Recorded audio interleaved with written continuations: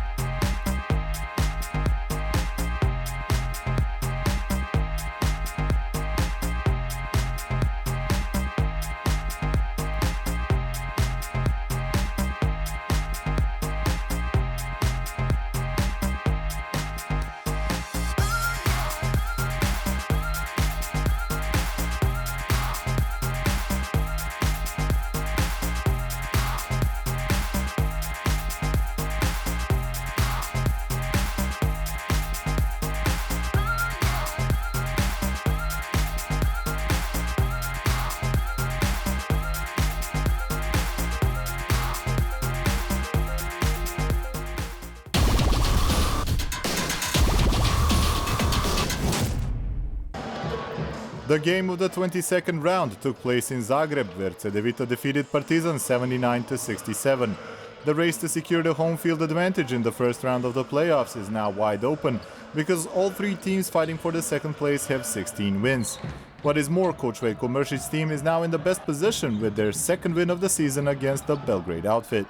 Both teams struggled to score, but the home team came out on top by committing less turnovers. It was an even matchup in the first quarter, but Partizan had the upper hand 18-16. However, the home team scored 8 unanswered points and took the lead in the second period. It took 3 minutes for Partizan to score first points when Veličković made his free throws. It took them another 3 minutes to score from the field. Coach Đikic's men couldn't defend the three-point line or find a way to stop Ryan Boatright. Former Yukon Husky scored 21 points and added 5 rebounds and 3 assists. The home team raced to an 11-point lead, but the visitors from Belgrade managed to reduce the deficit to 37-30. None of Partizan's players could make the jumpers consistently, a problem that was persistent throughout the game. Cedevita held Partizan to only 2 points for a very long time, and Stefan Birčević seemed to be the only one who could interrupt the rivals' scoring runs. Birčević put up the best numbers for Partizan with 18 points and 7 rebounds. However, that wasn't enough to stop j.t.d from pulling away and forming a 20-point lead at the beginning of the fourth quarter. But Partizan wasn't about to give up. The black and white team used an 8-0 run to reduce the deficit to 10 points, thanks to Marinkovic's three-pointer. Marinković finished the game with 12 points and was the only one besides Birčević to score in double digits. It simply wasn't enough to seriously threaten the home team. The Euro Cup participant dominated the boards, especially Miro Bilan, who had 10 rebounds along with 14 points and 3 assists. Marko Arapović played an excellent game with 11 points and 4 rebounds, while Carlos Ganec added a point less. j.t.d couldn't count on Luka Babić for this game, but that didn't stop them from taking the second place, dropping Partizan all the way down to 4th place in the standings.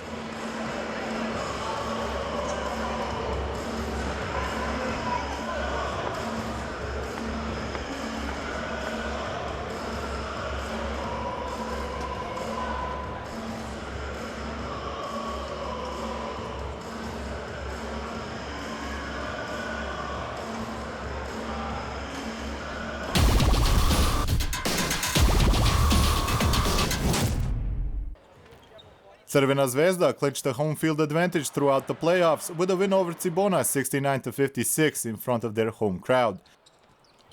The team from Belgrade secured the first place at the end of the regular season, eliminating the team from Zagreb from the playoff race along the way. This one won't even be a footnote in the history of this great rivalry, with low field goal percentages and a number of turnovers. Giving over possessions was a big issue for coach Damir Muloverovic's team during the first quarter, when they made 9 of their 20 mistakes. Crvena Zvezda punished them severely at the end of the first and the beginning of the second quarter. With 14 unanswered points, they formed the lead they maintained until the end of the game. The home team had trouble making shots from the distance and ended up at just 30%. However, they were excellent in defending three-pointers and they managed to neutralize Cibona's greatest asset since the departure of Ante Žižić eliminated the inside game. The red and white spirits were dampened when Milko Bjelica suffered an injury after just 3 minutes on the court. If there was any doubt as to who will win this game, there was none after the beginning of the third quarter. During this part of the game, Coach Dejan Radonjić's team finally made some three-pointers. After one from Lazić, the home team reached their game-high 20-point lead, and they decided to pull on the brakes until the end of the game. But that didn't help Cibona pose a bigger threat. The team was worn out, and without Reynolds, Šakić and Žorić in rhythm, they couldn't come up with any offense. If the team from Croatian capital gained anything from this game, it was the boost of confidence for Marinelli and Ante Gospić. They helped the team reduce the deficit to 7 points twice in the fourth quarter. With 9 points apiece, they were Cibona's top scorers. Luka Mitrović stood out for the home team with 12 points, 6 rebounds and 6 assists. Ognjen Kuzmić scored the same number of points, but grabbed 10 rebounds, and Nate Walters finished the game with 11 points. It took him quite a few shots to do it, but he did add 5 rebounds and 4 assists.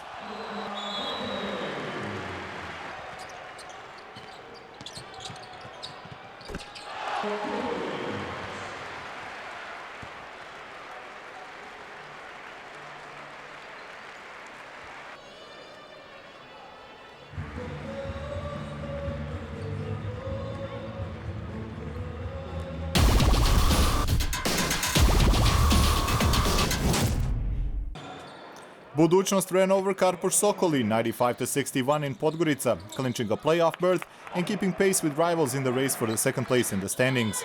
Coach Dragan Nikolić's team arrived in Podgorica without the injured Zoran Vrkić and Dominik Mavra, and they only managed to rival their opponent during the first few minutes of the game. The score was 16-15 when Boris Savović and Suat Šehović sparked a massive 19-0 run by Budućnost. By the end of the first quarter, they already had a 20-point lead, 35-15. Owen Klassen and J.R. Reynolds took center stage in the first half for the home team. The closest Karpoš came in this period was down 14 when Labović made a three-pointer. It was 43-29. Budućnost's response was a brutal one. With a 15-4 run, the home team was up 58-33 at the end of the first half. Both teams played rather casually for most part of the second half. With 13 unanswered points at the end of the third quarter, Budućnost went up by as much as 30 points, 75-45. The home team won the final quarter as well, 20-16, for what turned out to be a sweet revenge for the upset they suffered in Skopje. With 16 points, Labović was the top scorer for Karpoš, while Kendrick Perry added another 15 points. Reynolds scored 18 points for Budućnost. Gordić ended the game with 14 points and 6 assists, while Klassen had a double-double, 14 points and 10 rebounds.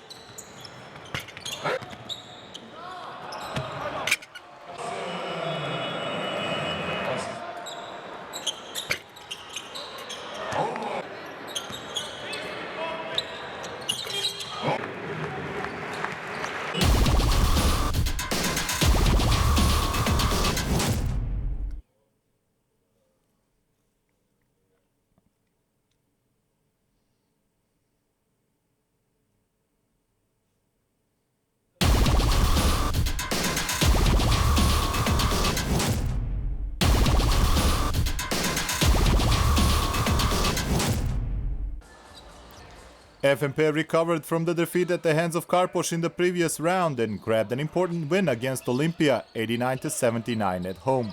Olimpija's coach Kasper Okon couldn't count on his best pure shooter, Mirko Mulalić, and his absence left the backcourt rotation short-handed.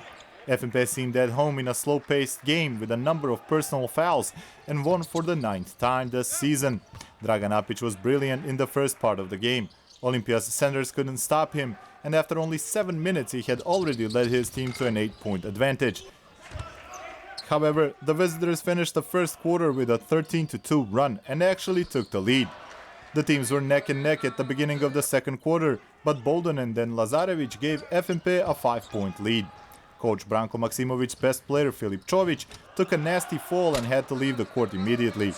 As the back injury kept the team's captain on the sidelines, the boys from Ljubljana used the confusion in the ranks of their rival to dominate the finish of the second quarter and gained an upper hand 41-40 at the halftime. Olimpija continued in the same rhythm and led throughout the third period. Davidovac did all he could to keep FNP in this game and probably had his best performance this season. Slovenian team was up by 2 at the start of the decisive period. Score was 56-54. FNP took back the lead with Bolden teaming up with Davidovac and Alex Radanov doing all he could to compensate for the loss of Čović. With 3 minutes left on the clock, member of the Serbian junior national team hit a 3 that gave FNP a 7-point lead. Team from Železnik held on to the lead and made a huge step towards securing a spot in the regional league next season as well. Thanks in no small part to Davidovac, who made 5 threes on his way to 28 points. Apic added 18 and Bolden had another double-double with 14 points and 11 rebounds. Olympia's point guard Brandon Jefferson had an off night with just 6 points, going 2 for 14 from the field. Top scorer for the visitors was Jankovic with 19 points and 8 rebounds.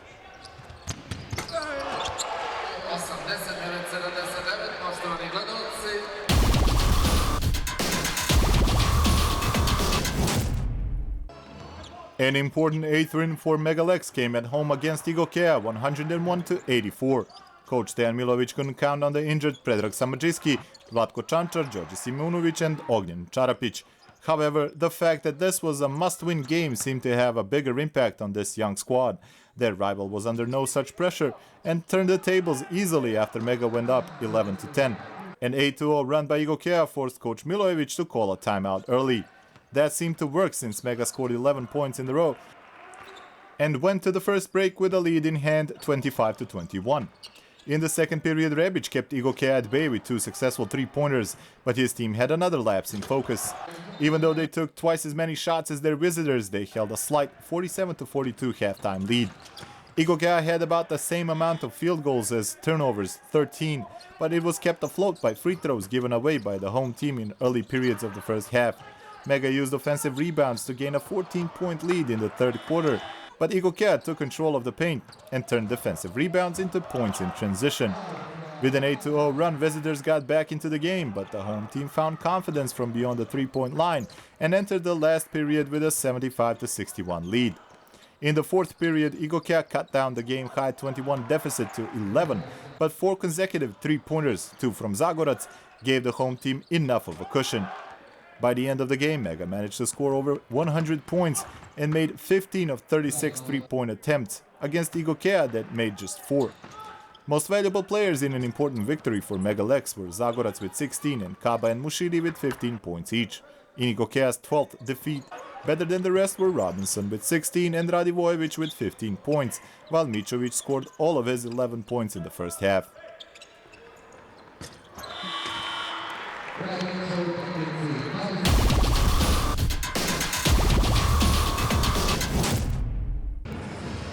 MZT won against Krka in a matinee game played in Janez Sandanski Hall 89-65 and made another important step forward in the struggle to remain a part of ABA League next season. Home team's coach Ante Nazor was without Stefan Sinovic, but Šarlon Kloff was back and looked rejuvenated. Champion of Macedonia scored 27 points in the first quarter with just 3 missed shots. In the first period, Kloff went 3 for 3 for 3 points and gave MZT a 6-point lead at the start of the second period, 27-21. Second period was marked by scoring runs on both sides. With the home team up by 8, Jukic and Rebec sparked an 8-0 run to tie the game. However, Drenovac made sure MZT held the upper hand at halftime, 41-40. 3 personal fouls kept Kloff on the bench to start the second half, but Devon Van Ostrom ran the point to perfection in his place. He found rapport with Drenovac and Scott, and Krka's front court was unable to stop them. Ante Nazor's players went on a 9-0 run at the end of the third period for a first double-digit lead of the game, and they held on to it until the final buzzer. MZT kept the foot on the pedal to finish the game up by 24. Krka went 6 for 25 for 3 and missed 11 free throws and was unable to avoid 15th loss of the season. MZT's MVP was without a doubt Josh Scott, as he missed only once on his way to 24 points and 13 rebounds. Thames added another 16 points while Drenovac scored 14. Lukovic was Krka's top scorer with 16 points. MZT managed to overcome the margin with which they lost to Krka in Novo Mesto and now holds a tiebreaker against the Slovenian team.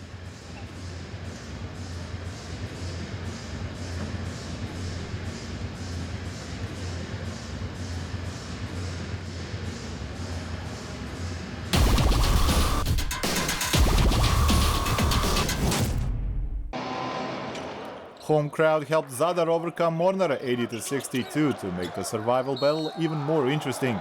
Lamont Jones was back in Mornar's starting five after a 3-game absence due to a knee injury, but it didn't help the visiting team. Both teams were nervous due to the importance of the match, but Zadar made enough three-pointers to grab the lead. Mazalin and Ramjak played strong defense on Ty Waller, who missed his first 5 shots. In the first period, Aramis Naglic's team scored 24 points and had an 8-point lead, 24-16. In the second period, Mornar's best player Ty Waller finally woke up. He made 4 three-pointers to bring his team back from the verge. Visitors gained the upper hand through Pavic, 35-34 at the half.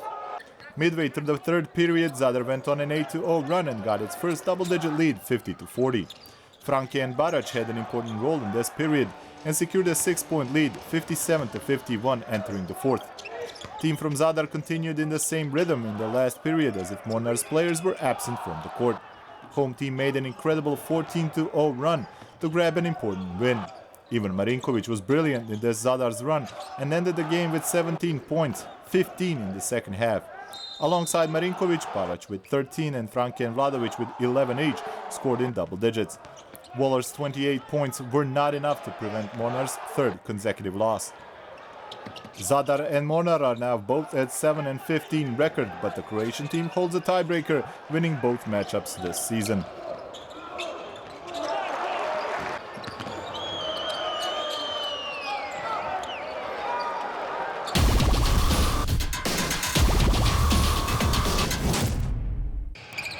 Josh Scott gave MZT its third consecutive win and earned his first Player of the Round award this season.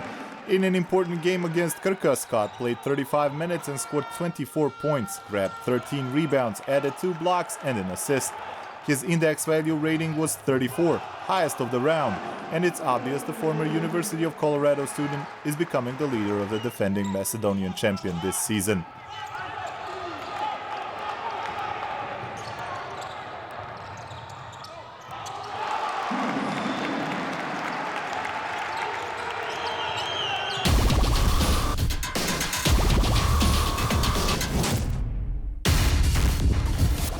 We start off our top 5 list in Skopje. MZT's Flying Dutchman Shalom Kloff stopped Starko Jukic dead in his tracks.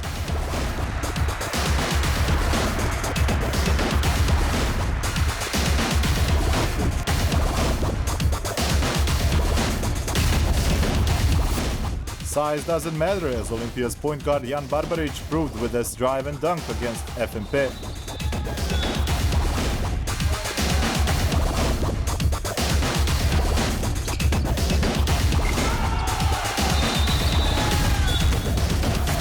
Third place goes to Cedevita's combo. Musa assists Arapovic for a slam dunk.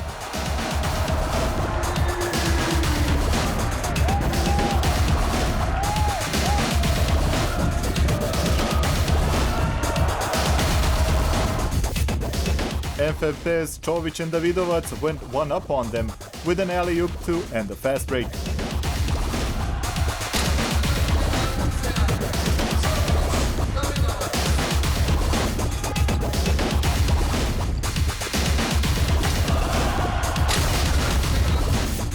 Cibona's center Ante Gospic pulled off the top play of this round with a monstrous dunk.